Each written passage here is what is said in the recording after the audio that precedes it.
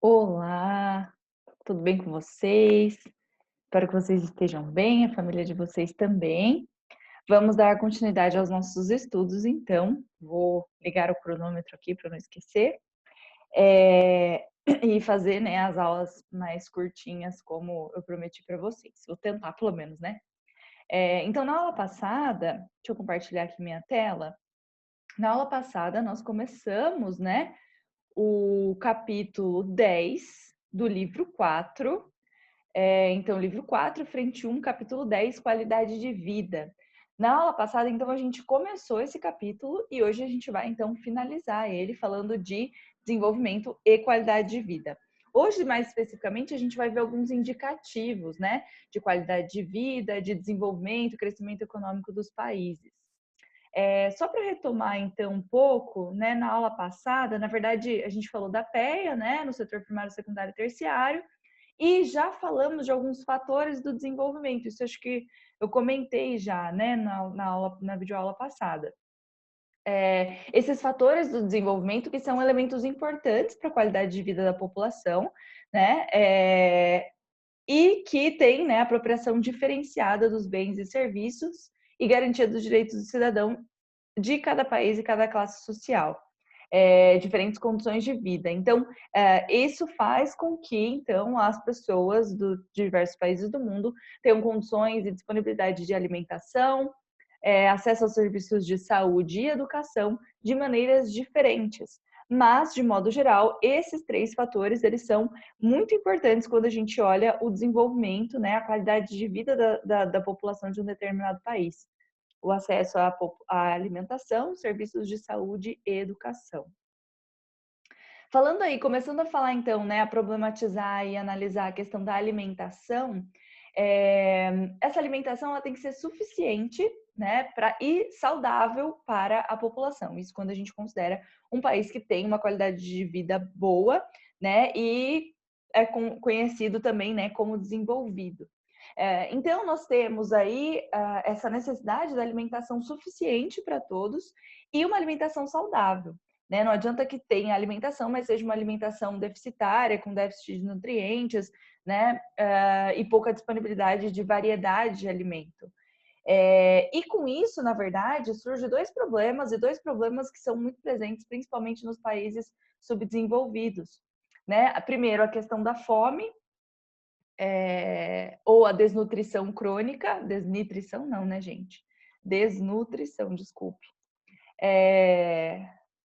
A questão da fome, né, então, ou a desnutrição crônica, quando a alimentação é tão deficitária que não satisfaz as necessidades diárias para manter o organismo funcionando, né? Então, quando a gente fala do problema da fome em algum país, problema da fome no mundo, ou a fome, né, da população brasileira, ou a fome, enfim, a gente não está falando daquela fome que a gente sente, tipo, tá chegando a hora do almoço, tô com fome. Não é isso. É quando não há a disponibilidade de alimento necessária para manter o organismo de um ser humano funcionando plenamente. Né? Então, para o nosso organismo funcionar, para a gente conseguir desenvolver, né, movimentos, o nosso raciocínio, todas as funções fisiológicas do nosso corpo acontecerem de maneira satisfatória para nos manter vivos, nós precisamos de energia. E essa energia, ela vem do alimento, bem como os nutrientes que nosso corpo necessita para desenvolver essas funções. Uma vez que não há energia, não há alimento, não há energia nem nutrientes para o corpo desenvolver as suas funções diárias, como o próprio respirar, como o próprio bater do coração, né? E esse problema, então, pode sim levar à morte, porque se o corpo não tem essa energia para o coração bater, para os pulmões, né, para a gente respirar e para a gente realizar movimentos, a gente pode morrer realmente, né, por não ter essa energia. E isso é dado por meio do alimento. Se não tem alimento, né? Então não é a fome que a gente sente antes do almoço, é realmente a falta de disponibilidade de alimento para as pessoas. Tanto é que e há um tempo assim, né, que a pessoa não sabe quando vai fazer a próxima refeição. E isso leva a vários países, pessoas, por exemplo, procurarem comida no lixo, né? Alimento naquilo que as outras pessoas estão descartando. Então, existem muitos relatos de pessoas e famílias que vivem do lixão, que vivem, né, de catar restos de comida que encontram no lixo de outras pessoas. Isso é uma realidade do nosso país. Isso é uma realidade da nossa cidade, né? Das pessoas revirarem o lixo e buscarem qualquer coisa, porque elas precisam se alimentar. O problema da fome, né, ou a desnutrição crônica, essa falta de nutrientes, então, para a própria sobrevivência do ser humano, atinge milhões de pessoas no mundo. E no Brasil também. Milhares de pessoas passam por esse problema, né? As causas disso, elas são sociais, principalmente, então, a desigualdade social, a falta né? Porque, assim, todo ser humano, quando nasce, tem direito à alimentação. Porém, você precisa de dinheiro para isso. E se a pessoa não tem dinheiro, ela não consegue se alimentar. Né? Ou até mesmo catástrofes ambientais. Então, quando acontece um furacão ou enfim, qualquer um grande impacto, assim, né, uma grande catástrofe natural, ambiental, isso pode prejudicar as plantações e a própria estrutura de uma cidade, de uma comunidade que não consegue mais ter disponibilidade de alimentos, né? Na questão da África, por exemplo, né, se fala muito sobre a fome na África. Isso existe em outros países, em outros continentes também, né? Não só nos países da África. Mas lá nós temos muitas vezes essas duas causas associadas. As causas sociais, né? Então a pobreza, a miséria, e catástrofes naturais no sentido da seca, né? Então vários locais são extremamente secos e aí não é possível plantar. Quando se planta, não conseguem colher, né, por conta dessas características ambientais ou naturais com intervenção humana, né, que faz com que as pessoas não tenham aí acesso ao alimento. Outra questão relacionada à alimentação é a desnutrição, né? Apenas a desnutrição ou subnutrição. A desnutrição crônica é diferente, né? Ela é bem mais intensa relacionada aí à fome. A desnutrição ou subnutrição, ela pode acontecer mesmo em pessoas que comem bastante, né? Pessoas que comem bastante coisa, comem o dia inteiro, tem muita disponibilidade de comida, mas elas podem estar desnutridas ou subnutridas. Por quê? Isso acontece quando as pessoas não se alimentam bem o suficiente para o organismo desenvolver as suas potencialidades o melhor possível, né? Então, pode ser por falta realmente de alimentos e de disponibilidade de diversidade de alimentos, ou até mesmo pelo excesso consumo de alimentos superprocessados, industrializados, que tem pouca disponibilidade de nutrientes, né? Vai ter gordura, açúcar e, sei lá, sódio, né? E a pessoa acaba ficando subnutrida ou desnutrida porque falta nutrientes, uma vez que ela só come alimentos com pouca disponibilidade de nutrientes. Ou então, realmente, essas pessoas que têm pouco, que se alimentam, não passam fome, porém, tem uma disponibilidade, né, de nutrientes pequena, e aí os nutrientes que ela se alimenta não são suficientes para o organismo desenvolver todas as suas potencialidades.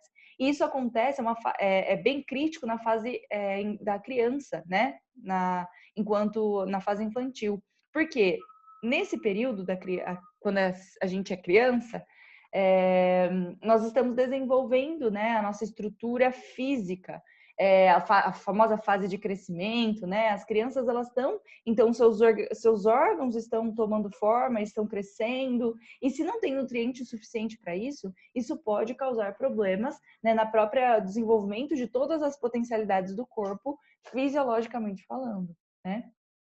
E aí entra três questões, né? Como eu estava dizendo, a questão da desnutrição por comer apenas alimentos super processados, né? Industrializados. A gente tem isso se revertendo, por exemplo, né? Tendo como consequência a questão da obesidade. E que acontece, né? Muito nos Estados Unidos de maneira significativa. E também passou assim, quando as indústrias entram, né, e a indústria do alimento ganha força nos países, as pessoas deixam de comer comidas in natura, alimentos in natura, frutas, legumes, e passam a comer, então, comidas super industrializadas. E aí, então, isso pode causar obesidade. Justamente por quê? Porque esses produtos industrializados, esses alimentos industrializados, têm muita concentração de gordura, de açúcares, enfim, e nutrientes que não são, né?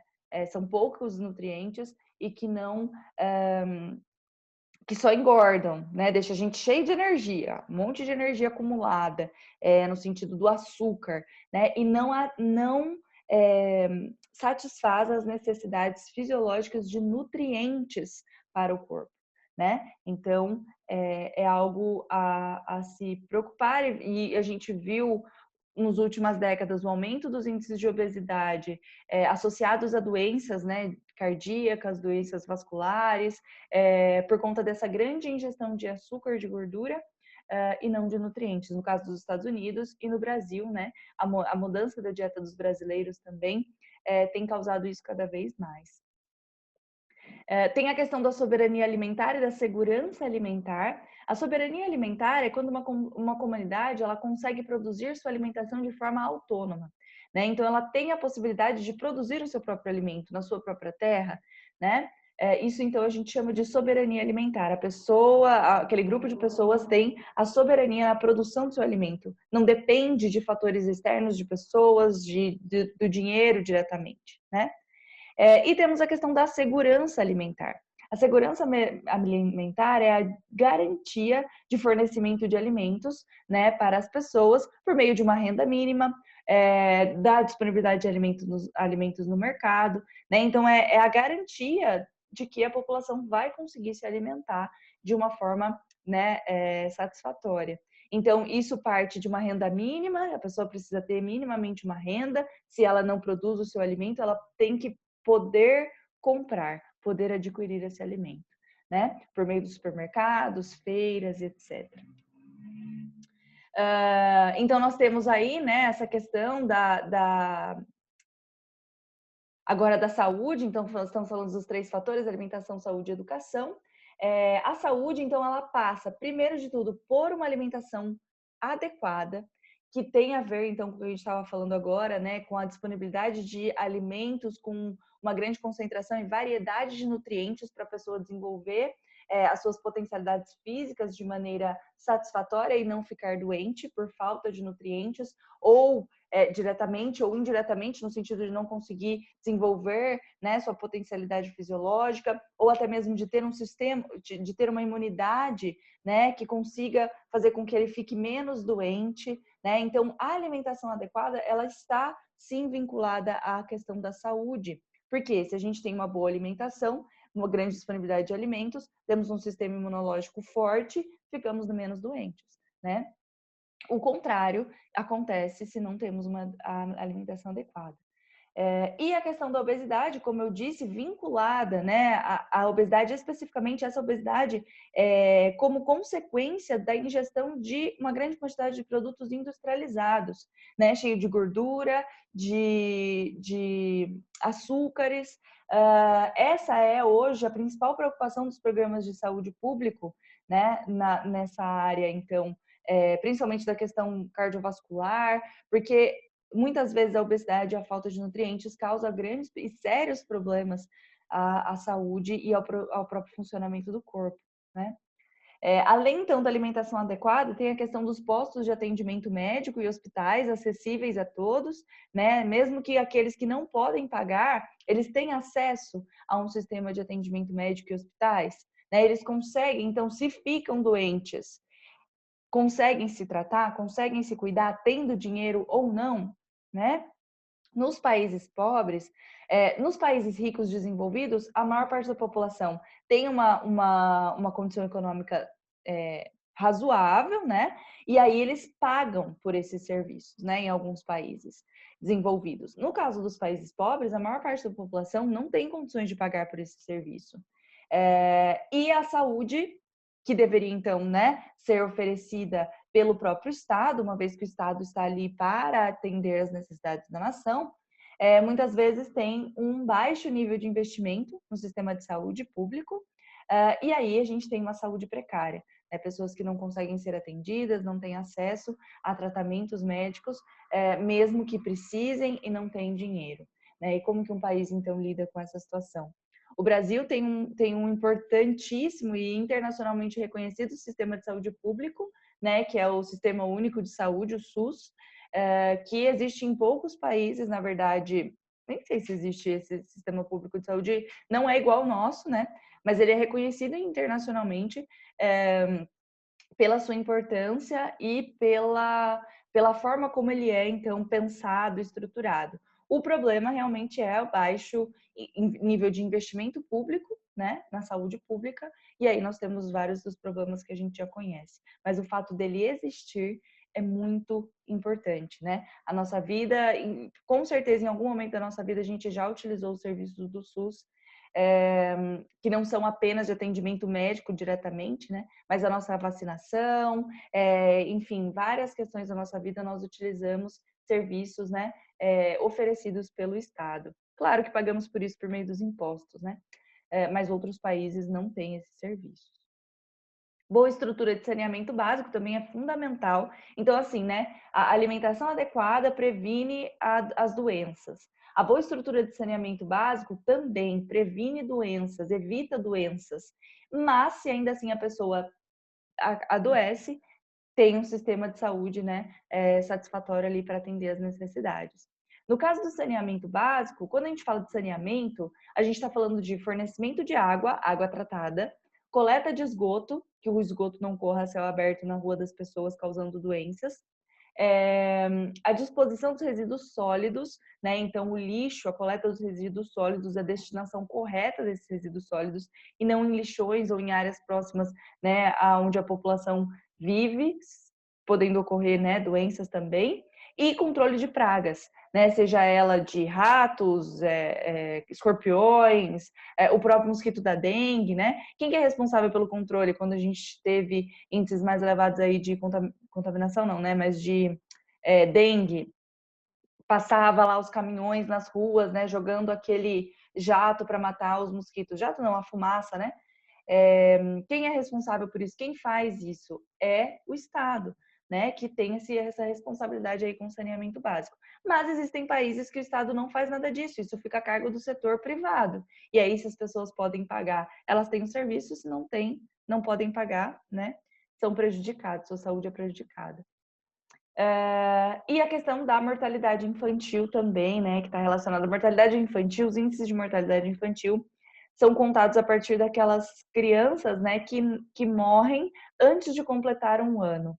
E isso tem a ver, então, com a falta de disponibilidade de alimento e também de acesso à saúde da população mais carente, né, que não tem um acompanhamento, tanto no pré-natal quanto né, quando a criança é recém-nascida, e a própria questão dessas contaminações por falta de saneamento básico, porque as crianças, né, os bebês, eles são muito mais vulneráveis a doenças do que adultos e até mesmo crianças, né, já um pouco mais velhas do que os nenéns. Então, eles são muito vulneráveis a isso. Então, quando não se tem saneamento básico, os índices de contaminação e doença são elevados e isso atinge principalmente as crianças antes de completarem um ano. Por isso, os índices de mortalidade infantil são significativos.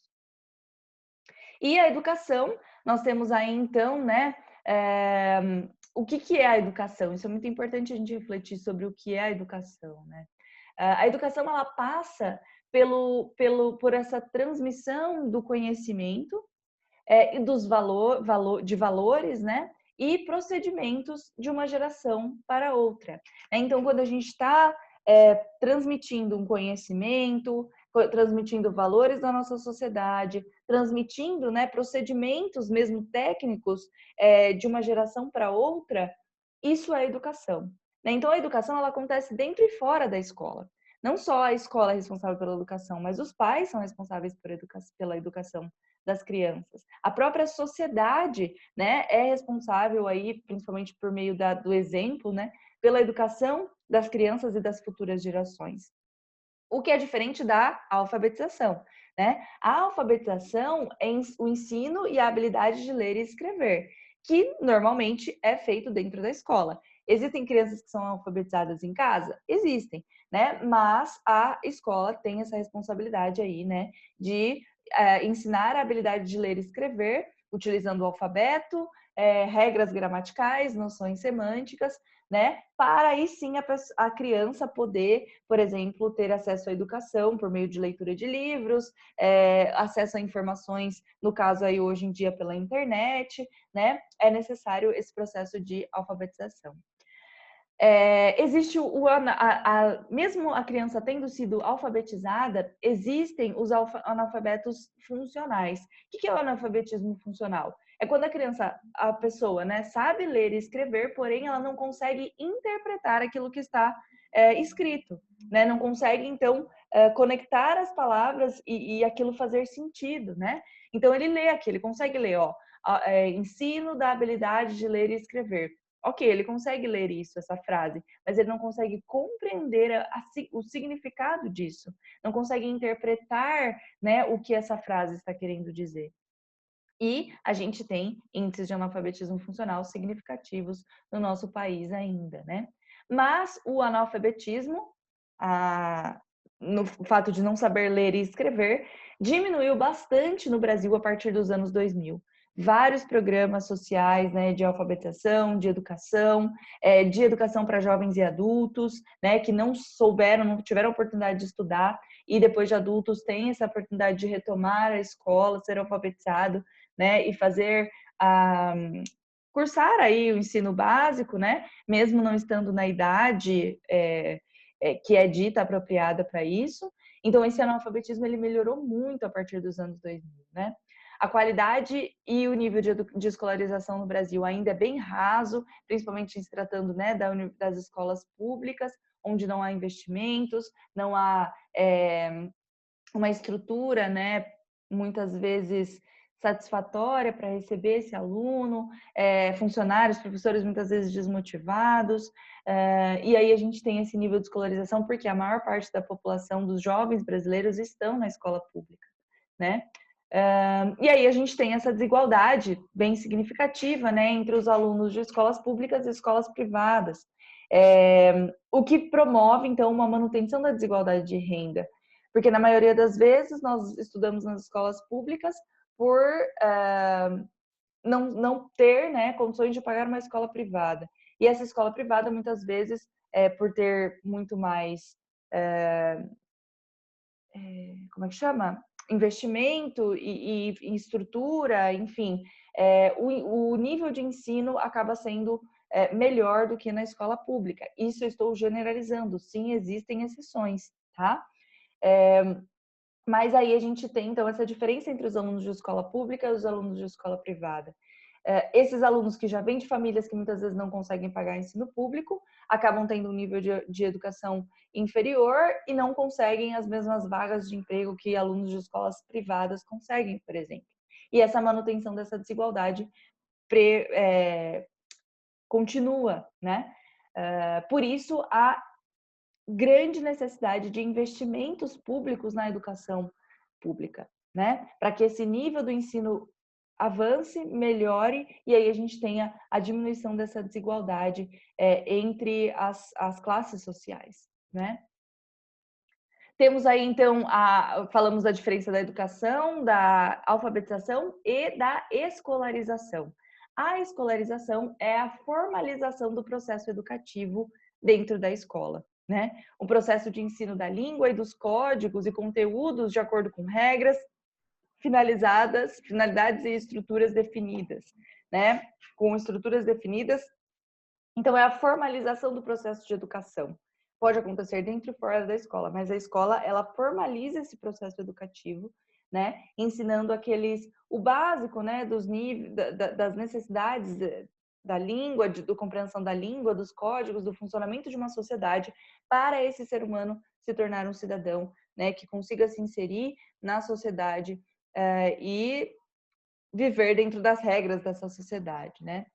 É necessário investir, né, melhorar a qualidade da escolarização, do processo de escolarização no Brasil, principalmente por meio de investimentos, né? Um Estado que investe em educação, ele está investindo no desenvolvimento, na diminuição da desigualdade social, no desenvolvimento da própria população e o crescimento econômico do país, né? Então, é necessário que haja investimentos e não corte de investimento na educação.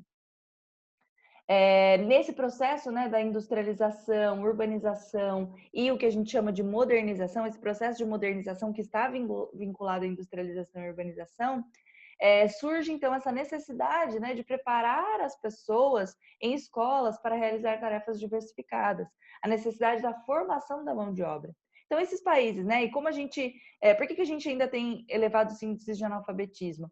Porque a industrialização ela acontece no Brasil metade do século XX. Antes disso, a maior parte da população era rural.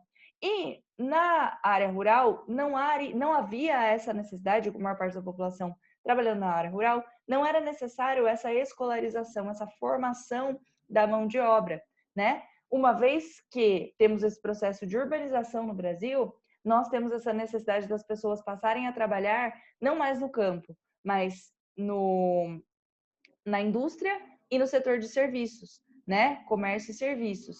Então, nesse momento, é necessário que a população tenha qualificações no sentido de saber ler, saber escrever, formar essa mão de obra para essas atividades específicas que têm outras demandas, né? E aí a gente começa, então, enfim, a gente passa pela própria obrigatoriedade, né, da educação, que é relativamente recente no Brasil, né, de as pessoas terem que estudar, ser uma obrigação, né, as crianças, os adolescentes estarem na escola. Isso tudo, então, nós falamos desses 3 fatores que são responsáveis aí por caracterizar um país desenvolvido, né? Na verdade, indicar a qualidade de vida da população de um país. E como é medido, né? Como é mensurado esse desenvolvimento ou o crescimento econômico, que a gente já falou da diferença, né, desses dois conceitos? Temos aí alguns indicadores, né? Então, temos aí ó, o PIB per capita PPC, temos o IDH e o índice de Gini, né? Esses índices, esses indicadores, eles vão nos mostrar informações diferentes sobre um país ou sobre um estado, né? Vamos falar aqui a nível nacional, diferentes países. Nós temos aí esse primeiro indicador, que é um famoso PIB, né? O PIB é o Produto Interno Bruto e diz respeito à soma da riqueza produzida em um país no período de um ano em dólares, né? Então, quanto de riqueza um país produziu ao longo de um ano? Isso é o PIB. Ele mostra o crescimento econômico do país, não necessariamente o desenvolvimento. Por quê? Porque a riqueza do país pode aumentar muito, mas essa riqueza ela pode estar concentrada na mão de poucas pessoas, que é justamente o caso do Brasil, né? Essa riqueza está concentrada na mão de poucas pessoas. E aí a gente tem desigualdade social e não necessariamente a população toda vai ter acesso à alimentação, saúde e educação de maneira satisfatória, tendo uma boa qualidade de vida, né? Então, o PIB ele esconde essas desigualdades e ele fala apenas sobre o crescimento econômico, a riqueza de um país. Temos aí o PIB per capita. O PIB per capita é quando a gente pega o produto interno bruto e divide pelo número de habitantes do país. Então, eu tenho uma riqueza, estou supondo aqui, tá? Faz de conta que o PIB do Brasil é de US$ 1 trilhão. Eu pego esse 1 trilhão e divido por 212 milhões de habitantes que o Brasil tem. Eu vou chegar num número. Esse número seria, teoricamente, a riqueza que cada pessoa do Brasil produziu ao longo de um ano em dólares. Mas ela também ignora a desigualdade social, né? Então, é ótimo para a gente mensurar a riqueza das pessoas em um país que é pouco desigual. No caso do Brasil, que é um dos mais desiguais do mundo, é complicado. Esse índice, né, esse indicador aí, o PIB per capita, pode mascarar a realidade para a gente. Temos o PIB per capita PPC, né, que é o PIB per capita de acordo com a paridade do poder de compra, tá? Então, é o PIB per capita corrigido de acordo com o poder de compra do dólar no país, né? Então, a gente sabe que o dólar é a moeda, né, mundial aí utilizada, é a referência. E a gente viu também que o dólar está cada vez mais alto aqui para a gente, né? Isso quer dizer que o real ele se desvaloriza. Então a gente vai precisar de muitos reais, no caso aí quase 6, para comprar $1. E a gente fala do PIB em dólar, né? Então, na verdade, quando a riqueza a gente fala de uma riqueza de um país em dólares, é necessário considerar esse poder de compra do dólar, né? E aí isso engloba a desvalorização ou a valorização da moeda com relação ao dólar, tá? Temos o IDH e aqui a gente já entra em indicadores que vão mostrar de maneira mais fiel o desenvolvimento do país, a qualidade de vida da população, e não apenas, como esses três anteriores, a riqueza ou o crescimento econômico, né? Quando a gente fala do IDH, a gente está falando do Índice de Desenvolvimento Humano. Que urbano. Ai, ai, ai. Tô viajando, hein? Índice de Desenvolvimento Humano, urbano com H agora, até parece, né? Viajei na maionese aqui, desculpa, gente. O Índice de Desenvolvimento Humano, né? Então, o IDH, ele tenta medir a qualidade de vida das pessoas, baseado em três aspectos. Renda, então a gente considera aí a questão econômica também, mas também a educação e saúde, né? Então, com base nesses três indicadores, nesses três aspectos, a gente vai tentar medir a qualidade de vida das pessoas de cada país. O IDH ele é representado por um número entre 0 e 1, onde 1 é o máximo da qualidade de vida. Então, quanto mais próximo do 1 o IDH de um país, quer dizer que melhora a qualidade de vida dessa população. Quanto mais próximo do 0, menor é a qualidade de vida dessa população. Então, o Brasil, por exemplo, né, ele já foi o nono país mais rico do mundo. O nono PIB, o nono maior PIB do mundo ele já teve. Né? Acho que eu já comentei isso, mais que o Canadá, por exemplo. O Canadá lá em 10º lugar no PIB, o Brasil mais rico, nono lugar do PIB. Mas quando a gente vê o IDH, o Índice de Desenvolvimento Humano do Brasil e do Canadá, a gente vê que o IDH do Canadá é muito mais próximo do que o Brasil. E o Brasil no IDH, ele vai para a 79ª posição no ranking mundial. Isso em 2018, né? Não sei como está agora, 2 anos depois. Mas a gente estava em 2018 na 79ª colocação do ranking mundial. Né? Então, existiam 78 países com uma qualidade de vida muito melhor do que a do Brasil para se viver, né? E temos aí o índice de Gini, né? O índice de Gini, ele mede a desigualdade social. Ele mede a concentração de renda que existe nos países.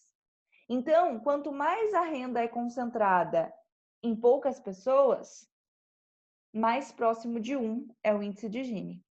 Quanto mais essa renda, a riqueza do país, né, o PIB do país é distribuído de maneira igualitária, igual para toda a população, mais próximo do 0 é o índice de Gini, tá? Então, a gente tem aí um índice de Gini no Brasil bem elevado, na verdade, bem próximo de 1.